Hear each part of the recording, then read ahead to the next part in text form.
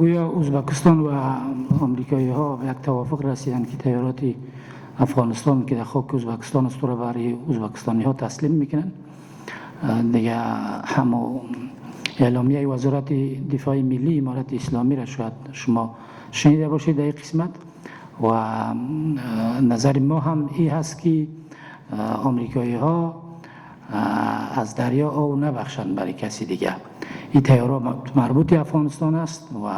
از ماست، این حق ماست و برای گرفتن این حقمان دیگه از هر راههای ممکن ما استفاده میکنیم، دیگه تلاش میکنیم و برای ازبکستانی ها همان طوری که دیگه اعلامیه امارت اسلامی بود دیگه خواست ما موضوع است که هم حسن همجواری را در نظر گرفته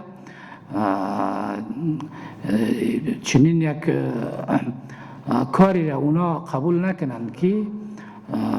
حق کسی دیگر یک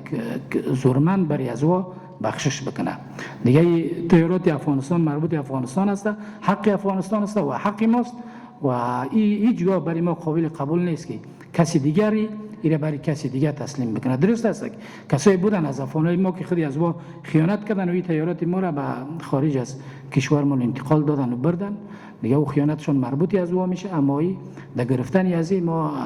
هر نوع راههای ممکنی که باشد و تلاشی که باشد او را انجام میدیم.